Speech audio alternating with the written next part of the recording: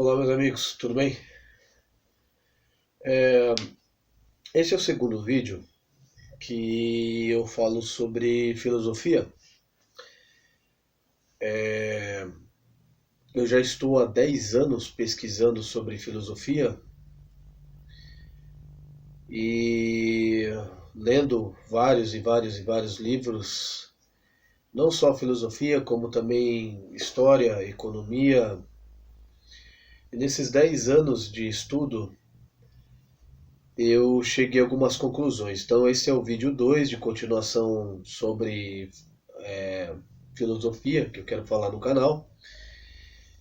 E como eu havia dito no vídeo anterior, eu em outros vídeos também anterior do canal, eu estou lendo alguns partes de alguns livros, né, para a gente entender, né, introduzir, né, as obras no setor de história, economia, filosofia, política, porque ao meu ver, quando a gente lê várias áreas, né, e a gente se debruça ao conhecimento, quando a gente se entrega a ler e estudar várias áreas durante a vida inteira, a gente começa a ter uma opinião um pouco mais abrangente sobre certos assuntos, né? Então, se você passa uma vida inteira lendo sobre economia, política, filosofia, artes, a psicologia, principalmente a área de humanas, né, que é a minha preferida, você começa a ter opiniões um pouco mais aprofundadas a respeito das coisas, né? Então esse vídeo ele é especificamente para explicar, como se fosse uma espécie de introdução à filosofia e para falar um pouco sobre os pré-socráticos, né? Não dá para falar de filosofia sem a gente mencionar alguns pensadores, né, principalmente numa introdução, né, como por exemplo os pré-socráticos, né, Anaxágoras, Anaximenes, Tales de Mileto, vários outros como Protágoras, né, Pitágoras, Platão, Aristóteles, Sócrates, que são filósofos de base, né, que eu chamo de filósofos de base. Mas o principal é entender sobre Platão e Aristóteles. Platão e Aristóteles é essencial para quem quiser entender sobre o pensamento profundo e fecundo. Né? Reza a lenda que o mundo ocidental nada mais é do que notas de rodapé de Platão. Né? Então, Platão e Aristóteles têm uma influência gigantesca. Eu diria que principalmente Aristóteles, né? Sócrates. E o mundo ocidental, principalmente o mundo ocidental, ele é construído a partir da filosofia grega, a partir também do direito romano, tá?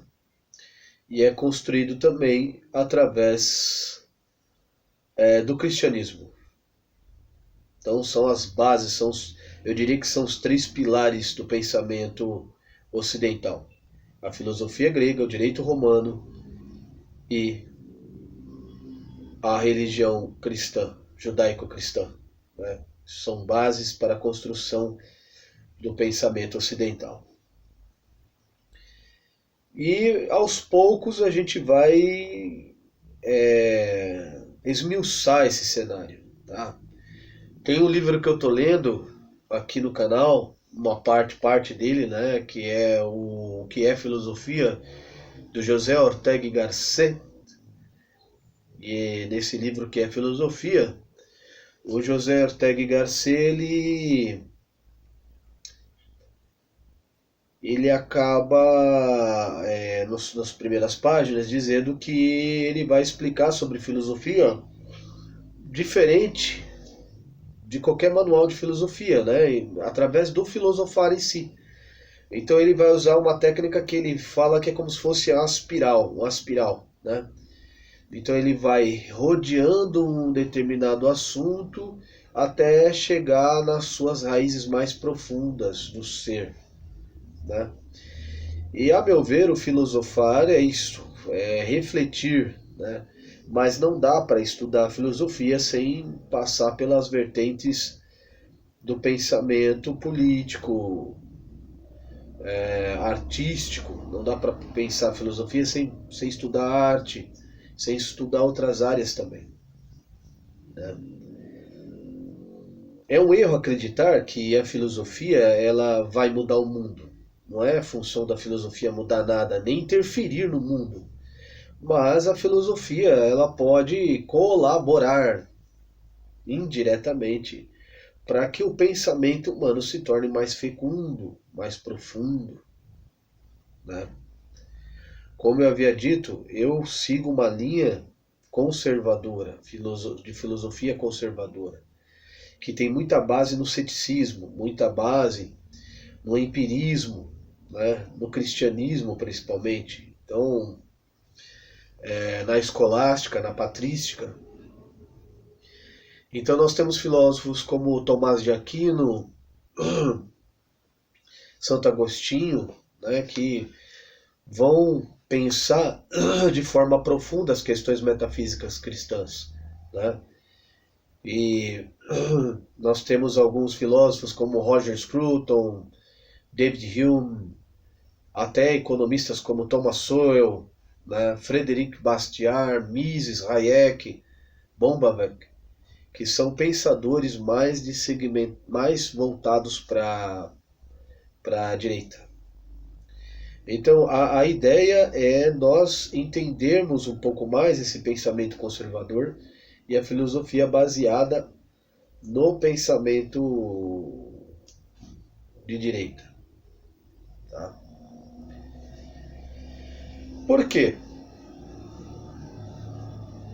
Porque na internet você vê muito curso de filosofia em que uma boa parte desses professores por aí, eles ensinam filosofia, mas com uma vertente de esquerda, mais racionalista. Nada contra, cada um fala o que quer. Eu sou a favor da liberdade. Mas você vê poucos conteúdos voltados para a direita, conservadora, né? Então é isso que eu quero me aprofundar mais e passar para vocês, tá? Não que a gente não vai estudar pensadores como Marx, Hegel, Schelling, né, Nietzsche, Freud, dentre outros, mas não é a prioridade aqui. Não é a prioridade. A prioridade é buscar pensar um pouco mais na vertente conservadora, porque eu acredito que tem pouca coisa, né? Nós temos os trabalhos do Olavo de Carvalho, que durante muitos anos ele pavimentou esse pensamento de direita, é um dos maiores pensadores da história da humanidade brasileira, principalmente no Brasil, né? Um dos maiores mentes que nós tivemos. Todos os dias eu ouço Olavo de Carvalho, eu estudo Olavo de Carvalho, né? E ele tem muito a contribuir, porque ele criou uma metodologia própria, um pensamento próprio, né? Que vale a pena a gente estudar, que aliás eu quero dedicar alguns vídeos sobre a obra dele também, sobre o pensamento dele. Foi um importante pensador na história do Brasil. Um dos poucos filósofos brasileiros aí que se tornou um gigante e vai ser estudado por várias gerações. Mas o que é filosofia? O que é filosofia? Quando a gente pensa na palavra filosofia, se a gente for na etimologia da palavra filosofia, filo significa amor, amor. Amor ao quê? Amor ao conhecimento. Então, se a gente pensar no filosofia, sofia significa conhecer, conhecimento, e a philo significa amor. Então, nós temos um pensamento a respeito dessas palavras, né? Então, o filósofo, teoricamente, é aquele que ama o conhecimento, então é aquele que busca conhecer as coisas, né? Platão tinha uma nomenclatura, né, que ele dizia doxa e episteme. Né? Doxa seria a opinião comum, a opinião dos pares, seria a opinião do senso comum. E a episteme seria uma opinião mais com profundidade de causa. Né? Então você tem o senso comum, que é aquilo que a gente vê nas ruas, no dia a dia, que não pode ser desprezado também, que não deixa de ser um conhecimento, uma forma de conhecer, né? Mas quando se fala em filosofia, o pensamento vai para uma vertente mais voltada pro critério. Existe um certo critério ao pensar filosoficamente. O Ortega y Gasset, naquele livro que é Filosofia, ele diz a respeito disso. O Ortega y Gasset fala que pensar filosoficamente é pensar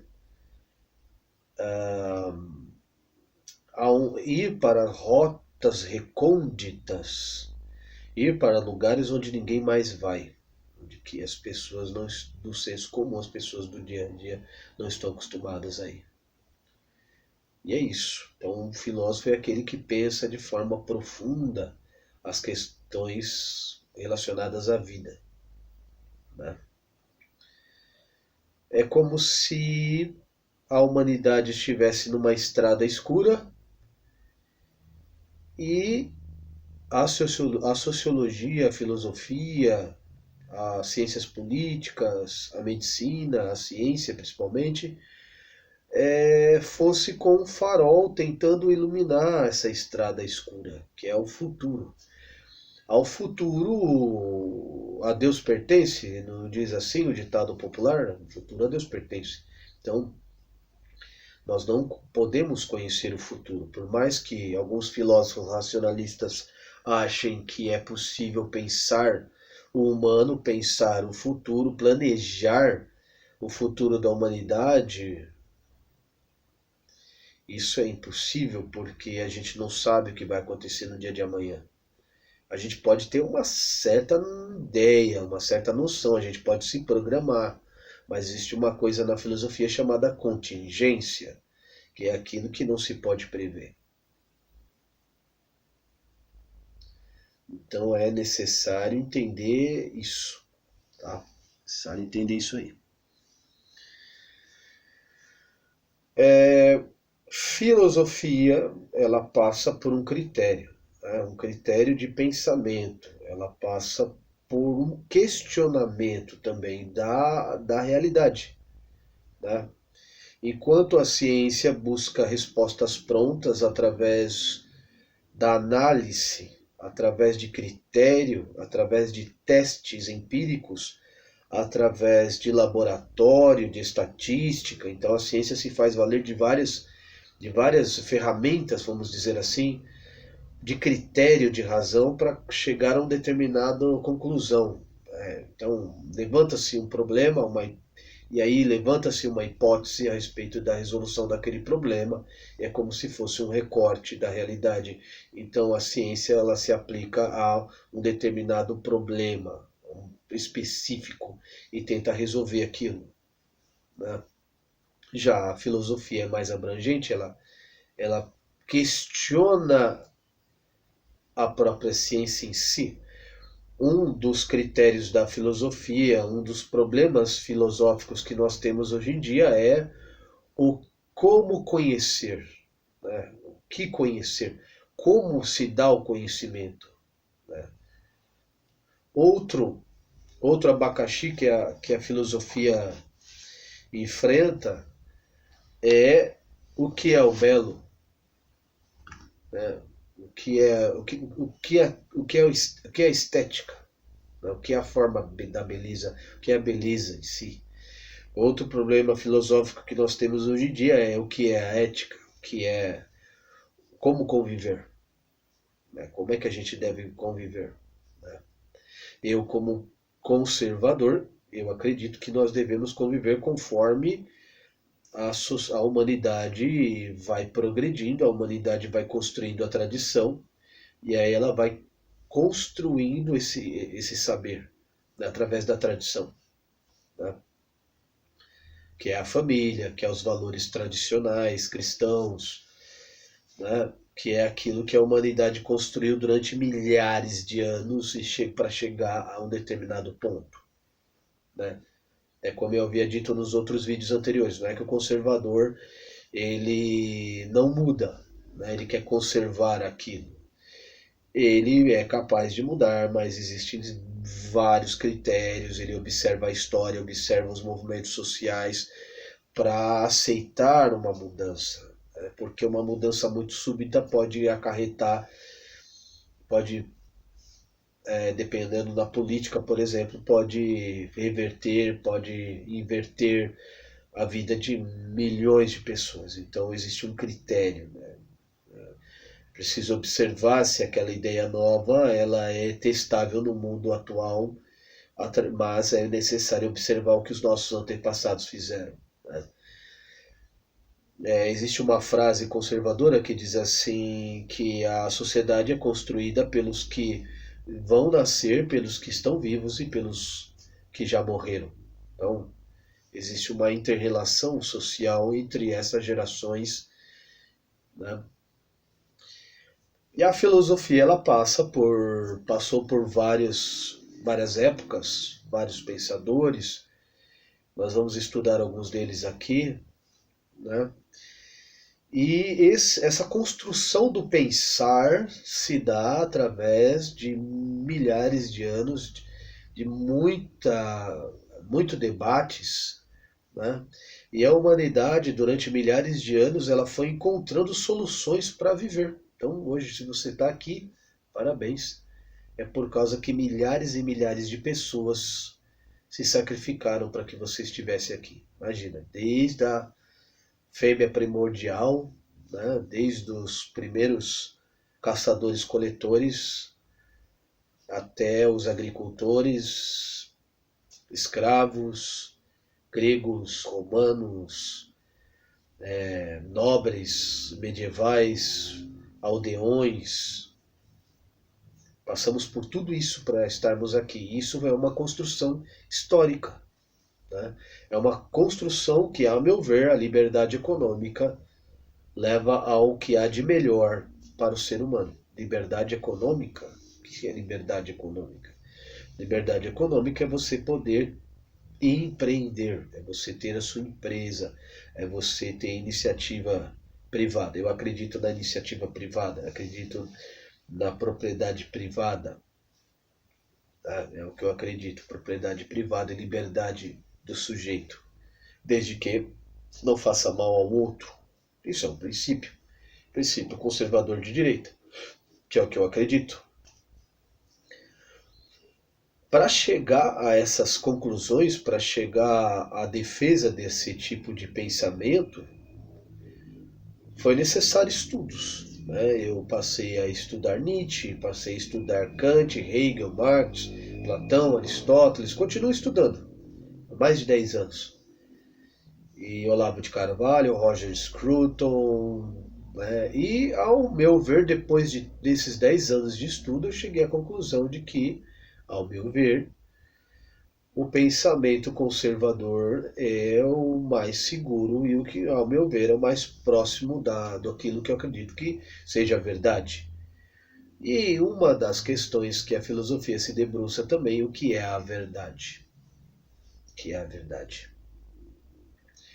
Isso é um desafio enorme, porque alguns poderiam dizer, principalmente da corrente racionalista, a verdade é muito subjetiva, a verdade depende de cada um.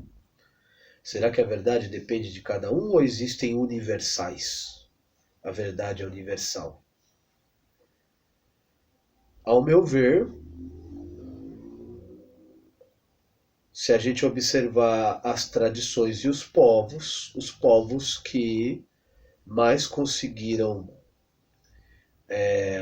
prosperidade econômica, social, são os povos ocidentais. Cada povo tem sua riqueza, cada povo tem sua peculiaridade, mas eu estou falando de economia. Né? Ao meu ver, na economia, os povos ocidentais, principalmente europeus, né? Estados Unidos também, América do Norte, Inglaterra, Alemanha, Itália, todos esses povos passaram por condições históricas e tiveram uma grande possibilidade de liberdade econômica, se baseando no princípio cristão. É isso que levou principalmente os Estados Unidos da América a se tornar a grande potência que é. Cada ser humano ele tem uma possibilidade de se potencializar, eu acredito. Né? Ato e potência. Né?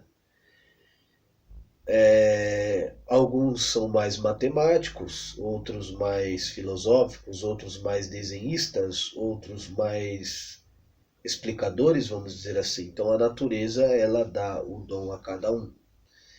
Então é uma questão de princípio entender esses dons, né?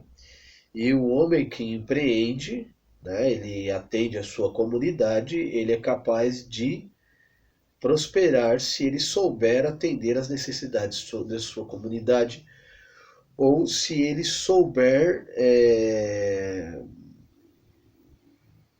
usar da sua liberdade para poder buscar meios e recursos para que a humanidade possa prosperar. E aí automaticamente ele prospera por causa de forças que o homem tenta entender, né, que levam ele à prosperidade.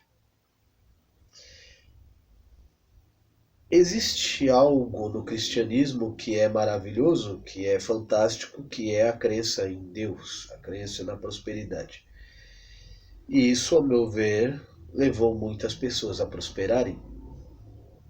Muitas nações que passaram por grandes dificuldades, que tiveram fé no Deus cristão ou até no Deus da concepção hebraica, venceram muitos desafios.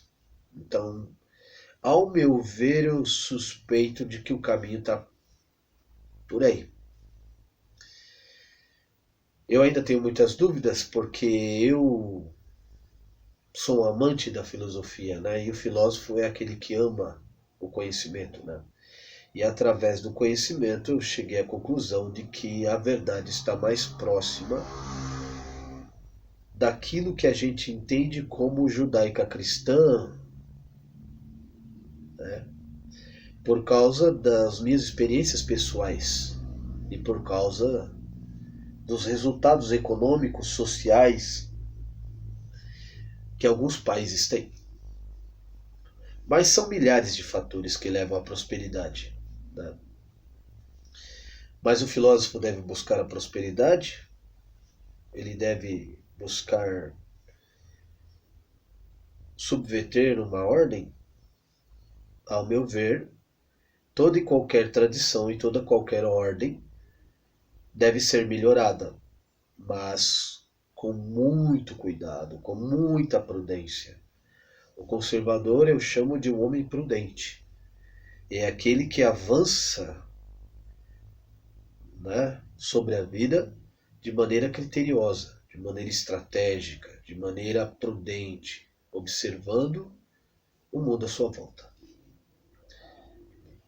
Basicamente é isso. Filosofia, né, ela começou há muito tempo atrás, né, nós temos no calendário tradicional da história, né, de 4 milhões de anos e meio até 3 mil anos, nós temos o período que a gente conhece como a pré-história, e de 3 mil anos até 400 anos antes de Cristo, aí a gente tem um mundo antigo, né, a história antiga, e de 400 anos antes de Cristo a mais ou menos aí 600 anos depois de Cristo, ou 500 anos depois de Cristo, nós temos o mundo clássico, né, o mundo clássico.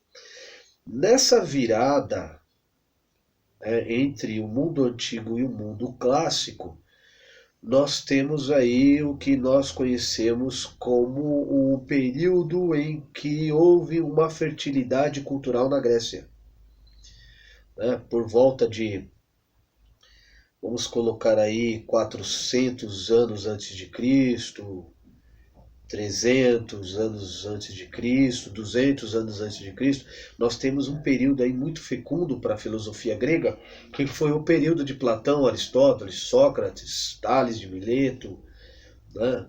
Filon de Alexandria, né?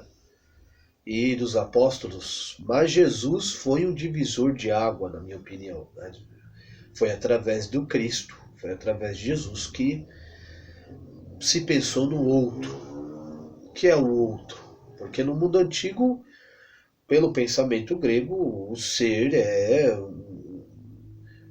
uma espécie de uma máquina feita, uma criação dos deuses gregos.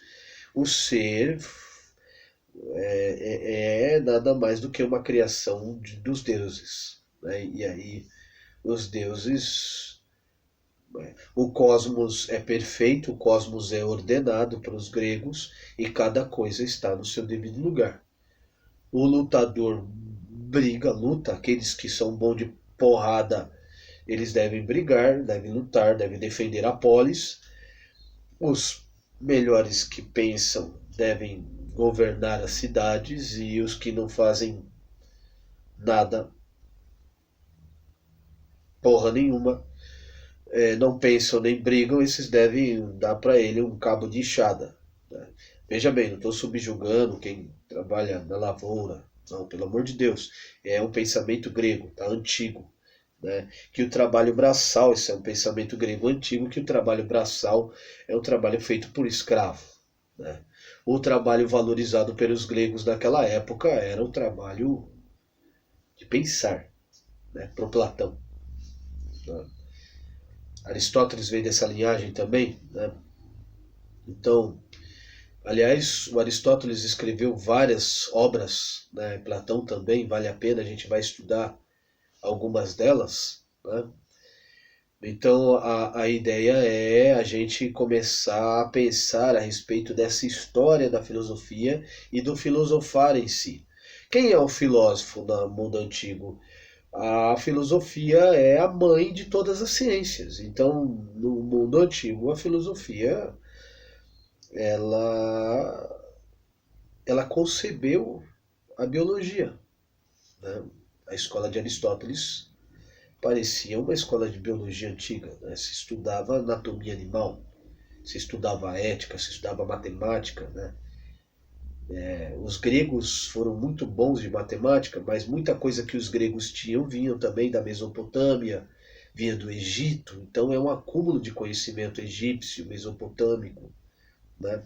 E os pré-socráticos foram aqueles que começaram a pensar a respeito do mundo da vida através de fenômenos, porque até então, no mundo antigo grego, o grego antigo tentava explicar o que acontecia de fenômenos através dos deuses. Né? Se caiu uma tempestade ou um furacão, era ira dos deuses, mas o filósofo, né, é o que Aristóteles chama de fisiologóis, né, aqueles que através da razão tentam pensar na natureza, na physis, que é a natureza. A física grega, né, diferente da física de hoje, que pensava o mundo através do mundo natural. Tá?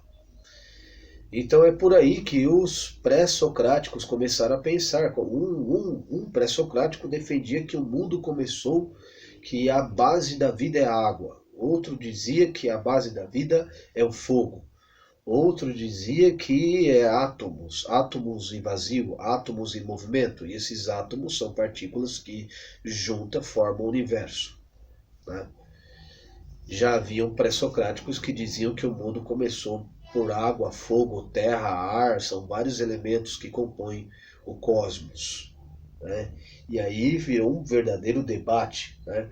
Um filósofo defendia que as coisas são imutáveis e outro dizia que as coisas estão em permanente mudança. Então aí a gente tem a, as linhas pré-socráticas de pensamento de mundo, né, da physis, né, da física, da natureza, né, e a arqué. O que é a arqué? É a arqueologia, é o início de tudo. Então esses filósofos estavam preocupados em explicar como o mundo surgiu e como a natureza se dá, como é que se dá os fenômenos, né, como é que se dá a origem da vida, né? Esses filósofos pré-socráticos, naquela época em que a religião para os gregos era muito, muito importante, a vida do grego era uma vida religiosa, muito ligada aos deuses. Aliás, a vida de um grego, na casa de um grego, tinha que ter um altar aos ancestrais acesa. Então, a questão da religiosidade para a maioria dos gregos daquela época era fundamental. E esses filósofos eram vistos por algumas pessoas como doidos, né? Como gente estranha, né? Que queria explicar o mundo dessa forma. Nos próximos vídeos eu vou explicar a respeito de Sócrates e falar um pouco mais a respeito de filosofia. Bom, esse é o resumo, tá, do que é filosofia e o que seria esses pré-socráticos e o começo da história da filosofia, e a gente vai falar mais a respeito disso. Tá ok? Muito obrigado. É isso aí.